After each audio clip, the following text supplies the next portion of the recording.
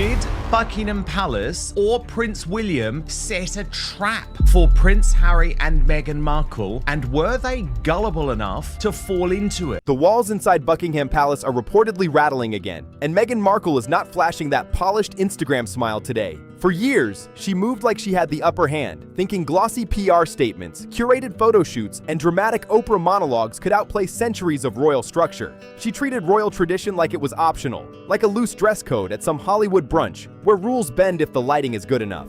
Please subscribe. It costs you nothing, but it truly means so much to me. But now things feel different. Word is the palace has quietly launched an internal review into Archie and Lilibet's birth documentation, christening validity, and lineage requirements. And insiders claim Meghan has been tense in Montecito, pacing like someone who just realized the final cut won't be edited in her favor. This isn't a red carpet mishap. This isn't a tabloid splash that fades in 48 hours. And it's definitely not a podcast narrative she can steer with a few clever metaphors. This is constitutional territory. The Monarchy is not a streaming series where plot twists get rewritten at the last minute. Royal lineage demands verified biological records, traceable medical witnesses, and official Anglican christening documentation that follows strict protocol. Yet critics say Meghan acted like the institution should simply accept her word, as if public appearances and carefully framed baby bump photos were enough proof for a system built on centuries of documentation. Online discussions have been loud for years, and now insiders whisper that palace officials may have taken notice. Questions about paperwork irregularities, odd photo timelines, amendments that sparked confusion, baptism details that didn't fully mirror historic procedure. None of this is confirmed wrongdoing, but the inconsistencies reportedly triggered concern. And if this internal review gains momentum, the pressure won't just be about headlines. It becomes about royal legitimacy itself,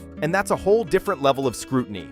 Something inside palace corridors reportedly shifted, and it wasn't about lifestyle branding or empowerment speeches. And then when the baby was born, when Archie was born, that was another, in my view, a disaster, because I knew we was not going to get a picture of it. Everybody was hoping we would get pictures. I mean, obviously when William was born and Harry was born and George and Charlotte and Louis, we got great pictures outside the hospital. I remember, and William and Catherine especially, they made such an effort to show the whole world their new baby. And it's one of the saddest things of all, Matt, of course, is that the children don't get to see their grandfather. That's really so awful, because they're not getting to meet their cousins and to know their cousins. Such a shame for them. Senior advisors allegedly noticed that after Meghan posted a wholesome family photo with Archie outside their Montecito home, instead of softening critics, it reignited online debate. Every time child-focused images appear, thousands of royal watchers begin re-examining timelines, cross-checking announcements, and revisiting archive statements. The spotlight doesn't dim, it intensifies. That renewed attention reportedly pushed palace staff to quietly revisit internal files, press releases, medical confirmations, and baptism records. Not for drama, not for spectacle, but because constitutional lineage requires airtight verification, not influencer-style presentation. One advisor allegedly observed that certain documents appeared unusually vague, missing traditional formatting or expected signatures used in past royal births. That alone sparked internal discussion. At the center of it all is one sensitive issue: whether births registered outside the UK, without the same visible medical protocols historically associated with royal heirs, fully satisfy constitutional standards for inheritance and titles. Meghan's strong stance on privacy may have protected her family in one sense, but insiders claim it also limited institutional oversight. And in a monarchy built on documentation and precedent, limited oversight raises questions fast. The deeper palace officials reportedly dig, the sharper the questions get. Sources close to administration say one blunt question echoed through private offices: if everything was completely standard, why doesn't anything look standard on paper? That single line allegedly triggered a quiet internal verification review. And here's the twist: Meghan never saw it coming. This wasn't stirred up by royal rivals or jealous courtiers whispering in corridors. Insider chatter claims administrators acted for one reason only: the monarchy protects its lineage through records, not Instagram captions. Meghan didn't like the surname Mountbatten Windsor. If you remember, in her first lifestyle series with Meghan with Them Forever, she says to Carling that her surname isn't Markle but Sussex. And she was desperate to get it. She said we never had a proper surname, and of course they did. It is uncomfortable. I don't think, because she's done this before for photos, I don't think that is a real baby bump. I think way too big. It's way too big. And sort of too low as well. Yeah, it's like a metre out there. I mean, It looks the wrong shape. Where's she going to give birth there? Through her knees or something? I mean, that is too low. Why not, Father Calvin, just put the bill to Parliament now? Just strip them. Well, just strip them of their titles. I'm done. But the real jolt reportedly hit when they reopened Archie's file. When staff examined the documents, the first thing that stood out wasn't celebrity buzz or media chaos. It was a strange certificate amendment filed 1 month after his birth. Archie was born May 6, 2019. His original birth certificate listed Meghan under her legal name, Rachel Meghan Markle. Completely standard, clean, traditional. Then on June 5th, without a detailed public explanation, the document was revised. Her personal name was replaced with the formal royal styling, Her Royal Highness the Duchess of Sussex.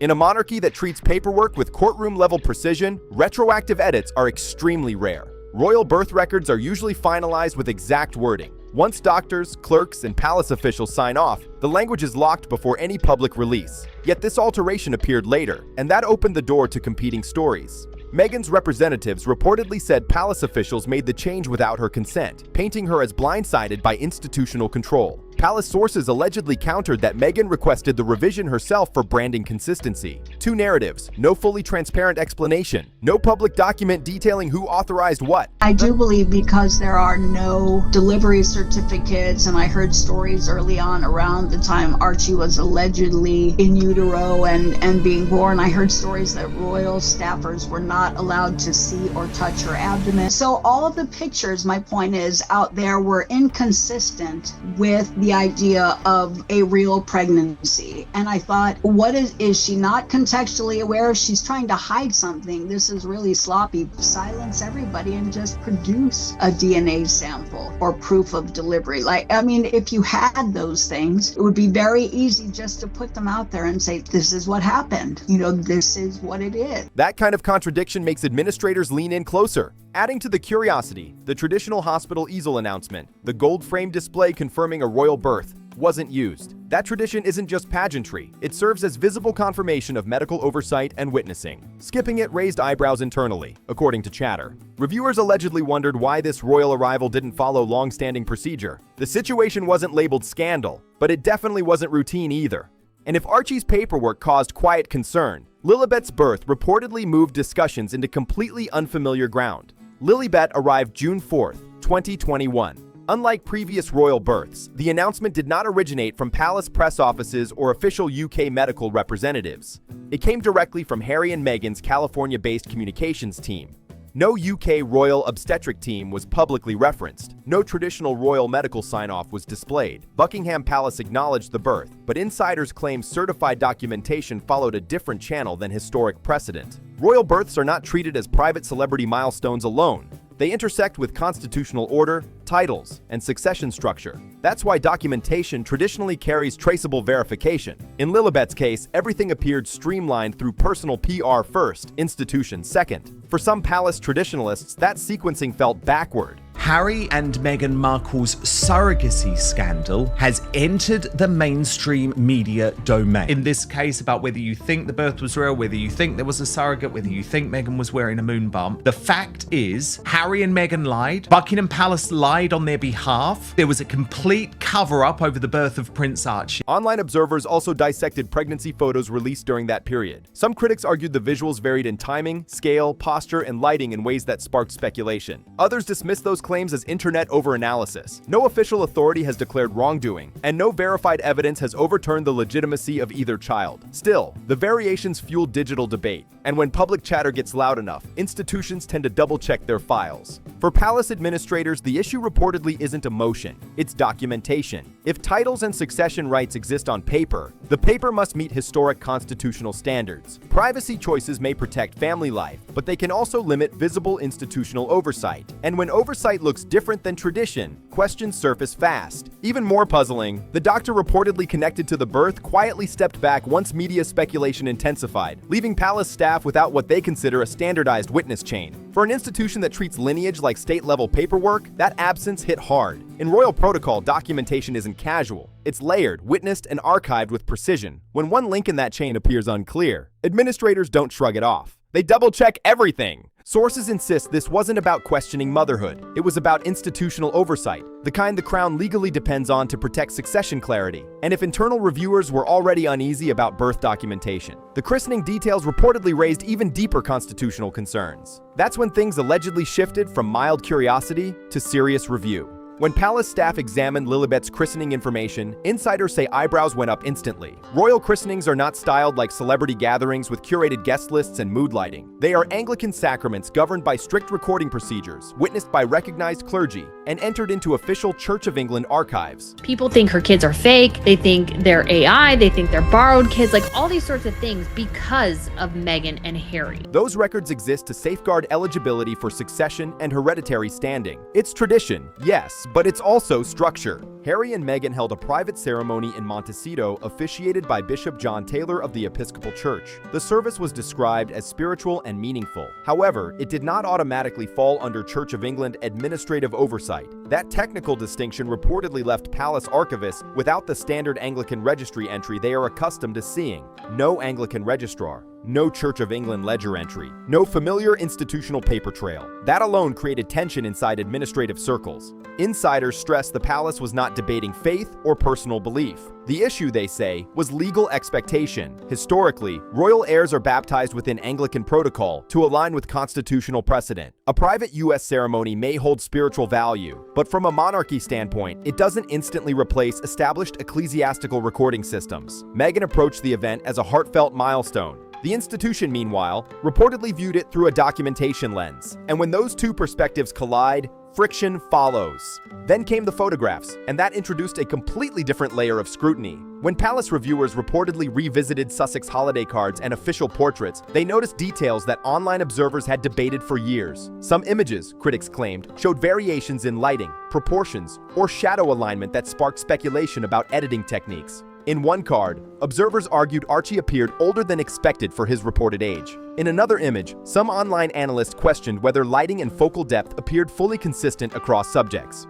Professional photographers weighed in publicly at the time, offering mixed opinions. Some suggested ordinary digital enhancement, others pointed out potential compositing artifacts. None of these assessments produced verified proof of manipulation. Still, palace staff reportedly became cautious. Meghan entered this world like it was a Hollywood set, assuming she could rewrite the script, center herself in every scene, and edit out anything that didn't fit her narrative. And then they put out pictures of Lilibet, but it doesn't. You see her half covered, right. But what you always see is Meghan. So it's all about Meghan again. Royal family portraits are not only sentimental keepsakes, they function historically as visual records of lineage continuity. Authenticity matters because the archive matters. No official body has declared wrongdoing regarding any photograph or document. Yet from an institutional standpoint, uncertainty alone can prompt review. The monarchy operates on verifiable continuity. Birth confirmations, baptism entries, recognized oversight, signed documentation. When any component deviates from tradition, even for privacy reasons, it triggers internal caution.